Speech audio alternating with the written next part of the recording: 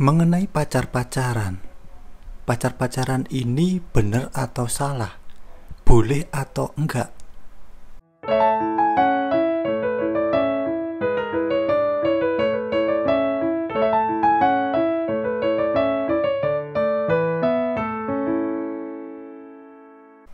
Untuk kawanku semuanya, selamat datang di Pusat Rohani.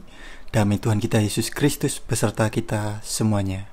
Jika ya hendaklah kamu katakan ya, jika tidak hendaklah kamu katakan tidak.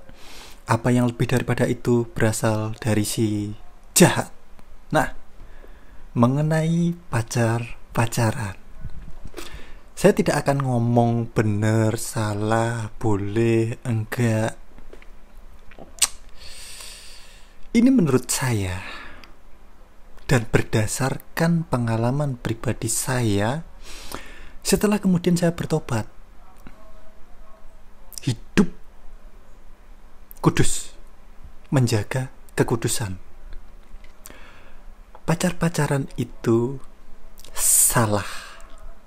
Pacaran-pacaran itu tidak boleh, kecuali pacaran atau melakukan pendekatan antara laki-laki dan perempuan dalam konteks lebih lanjut, ya, mau menikah lah, intinya gitu.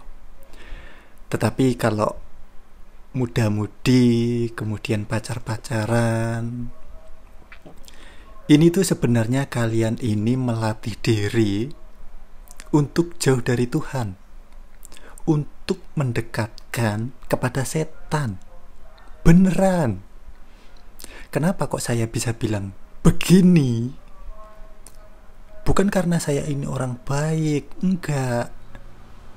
Justru saya sudah melewati hal-hal yang seperti itu. Hal yang tidak baik, hal yang sangat buruk. Jauh, tersesat, sesat. Kemudian Tuhan memberikan hikmat, memberikan pengertian kepada saya. Yang sebelumnya saya itu nggak tahu itu semua gitu loh. Udahlah, percaya sama saya. Kalian mau bilang, oh kita pacar-pacaran ini positif. Positif yang bagaimana? Positif yang bagaimana? Ke gereja, kita pacar-pacaran positif ke gereja, melakukan pelayanan atau mengikuti organisasi apa di gereja, positif. Oh, positif. Di dalam pacar-pacaran kalian melakukan apa aja?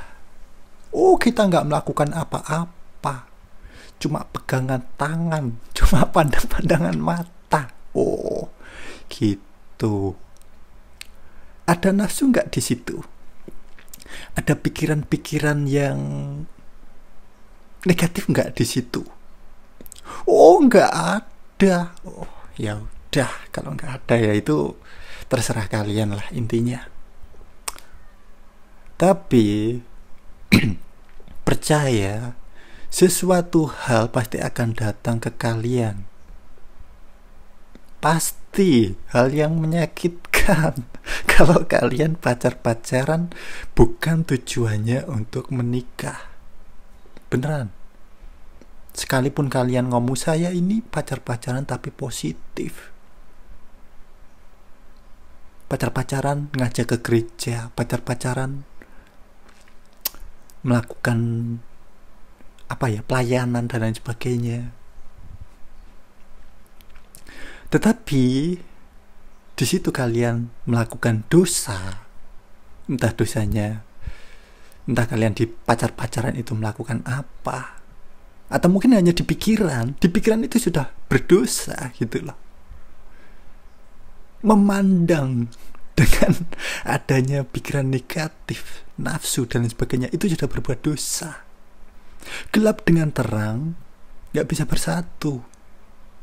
Hal-hal jahat dengan hal-hal baik itu gak bisa dicampur aduk gitu loh. Udahlah, percaya sama saya. Saya kalau ingat dulu sebelum saya bertobat itu kudu nangis. Sekarang ini saya kudu nangis gitu loh, beneran. Dan di sini tugas saya mengingatkan kalian semua, saudaraku semuanya, gitu loh. Pacar-pacaran ini melatih dirimu untuk jauh dari Tuhan, mendekatkan diri kepada setan. Itu nggak kerasa.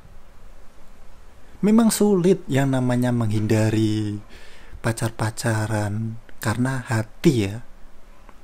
Laki-laki melihat perempuan, perempuan melihat laki-laki, kemudian suka, kemudian melakukan pendekatan, kemudian pacar-pacaran.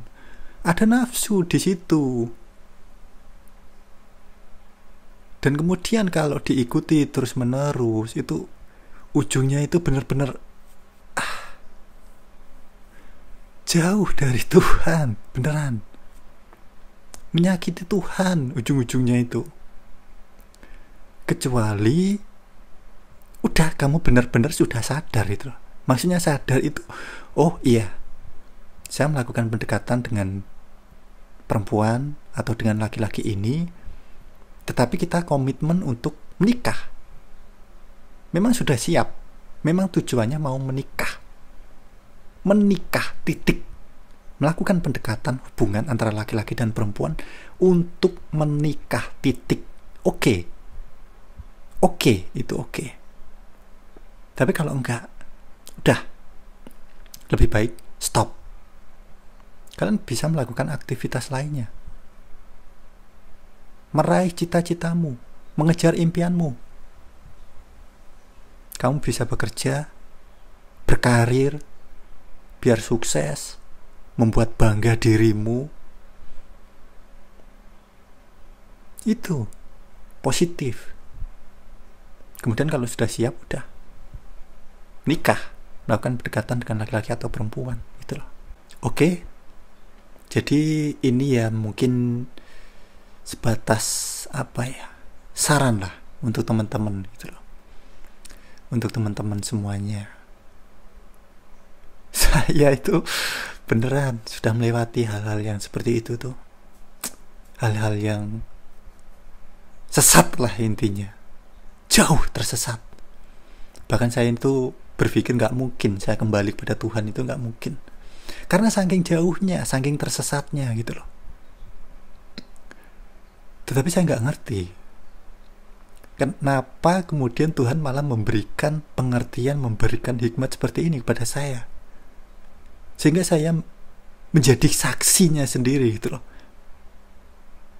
Hal-hal yang buruk, hal-hal yang baik, saya beritakan kepada teman-teman gitu loh. Bukan karena kemudian saya ini baik, enggak. Karena saya sudah pernah tersesat, kemudian saya kembali kepada Tuhan Yesus gitu loh. Dan di sini ya ini saya ingin mengingatkan teman-teman, menyadarkan teman-teman yang mungkin sekarang jauh tersesat itu. Tuhan Yesus menunggu kalian untuk kembali ke jalannya, ke jalur yang benar gitu loh. Oke? Nah, baik kawan, cukup sekian dulu video kita kali ini. Semoga teman-teman saudaraku semuanya terberkati. Untuk teman-teman yang mungkin baru saja menonton video di channel YouTube Pusat Rohani, bisa dukung kami dengan cara tekan tombol subscribe-nya untuk mendukung channel ini agar terus berkembang dan mewartakan kerajaan Tuhan kita Yesus Kristus. Nah, baik kawan, terima kasih sudah menonton video di channel YouTube Pusat Rohani. Damai Tuhan kita Yesus Kristus beserta kita semuanya. Terpujilah Tuhan kita Yesus Kristus. Amin.